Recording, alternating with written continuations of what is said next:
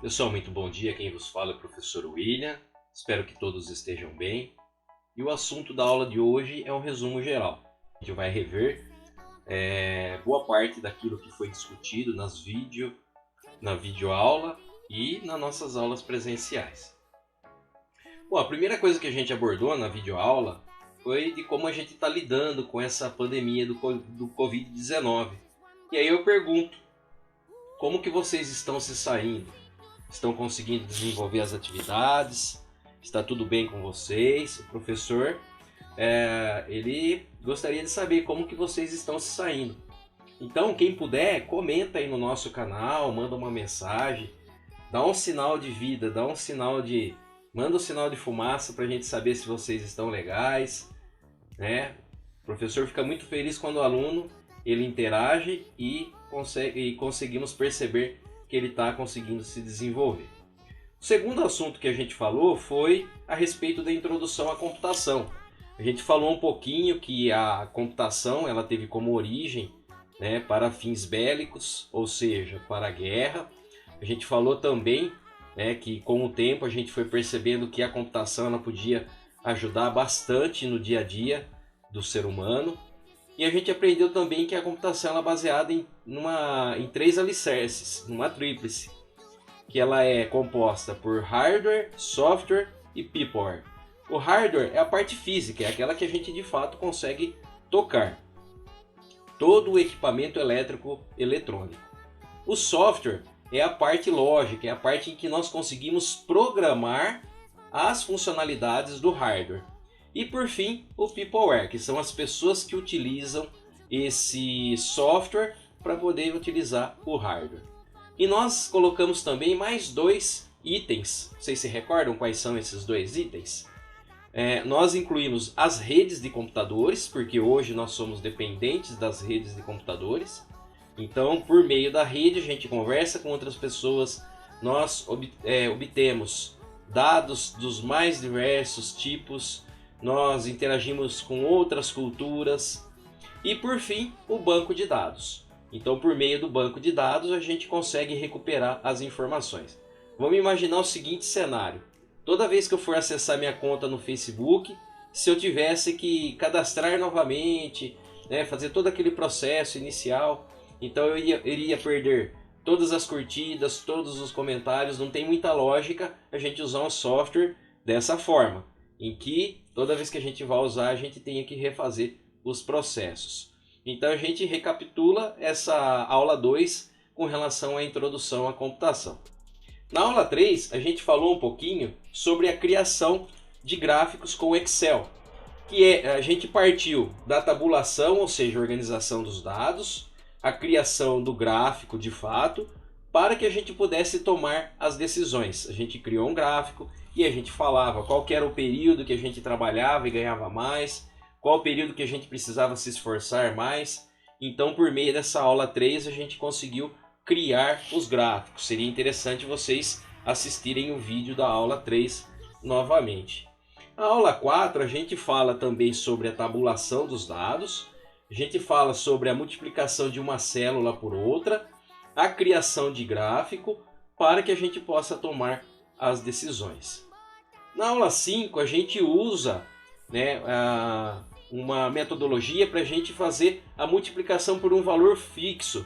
Então a gente consegue executar a multiplicação por um valor fixo e também fazer a formatação condicional. Na aula 6, a gente volta um pouquinho no contexto da ciência matemática e a gente recorda, né, as operações matemáticas. Qual é a sequência que a gente precisa utilizar para que realmente funcione as operações matemáticas. Eu até lembro, né, eu vou lembrar vocês qual que é a frase que o professor ensinou. O professor Roberto mandou dizer ao Saci: a sequência lógica das operações é potenciação, radiciação, multiplicação, divisão, adição e subtração. Então, se a gente seguir essa sistemática, a gente não vai errar nos processos de cálculo, não pela sequência das operações, ok?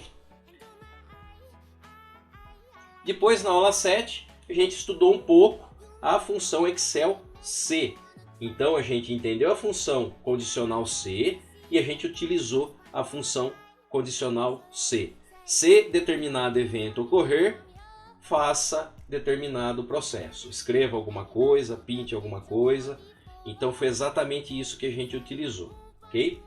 Na aula 8 a gente utilizou a função condicional C e a gente, além de entender a função condicional C, a gente utilizou um operador lógico, que ele determina que se um valor e o outro valor for satisfeito, execute um determinado processo.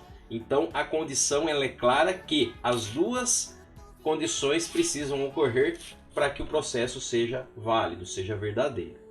Na condição 9, basicamente é a mesma coisa que a função que nós utilizamos a função C em conjunto com o operador lógico OU.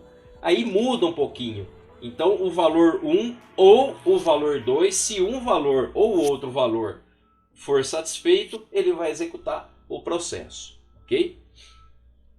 Depois na aula 10 a gente falou um pouquinho sobre a função, também condicional C, incluindo o operador lógico não, onde a gente nega uma determinada operação. Ou seja, vamos pensar assim, né?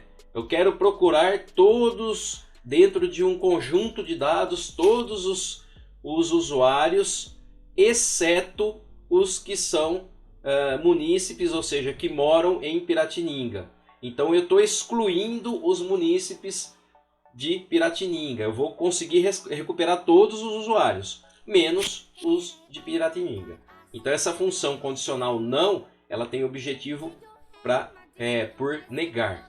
E por fim, a função agora, onde a gente determina a utilização da função agora para recuperar a data e hora atual.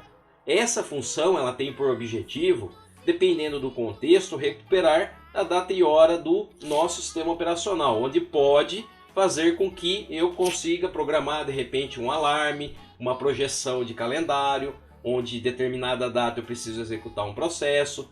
Então essa operação, essa função, ela tem grande valor quando eu estou fazendo o projeto, a programação de uma determinada rotina dentro do contexto organizacional, dentro do contexto daquilo que eu preciso utilizar. Agora a gente vai para a nossa atividade. Essa atividade ela vai ser baseada na aplicação de um teste teórico e prático de forma agendada. Inicialmente eu vou submeter para vocês, né, um teste geral, onde vocês vão poder praticar, né, as atividades que serão desenvolvidas nessa prova, nessa avaliação. O objetivo dessa avaliação é fazer um teste com relação às habilidades e o conhecimento adquirido. Pessoal, espero que vocês tenham gostado da aula de hoje, espero que vocês estejam bem. Contem sempre com o professor William, se inscrevam no nosso canal, ativem o sininho e deixem o seu like. Fiquem com Deus, valeu!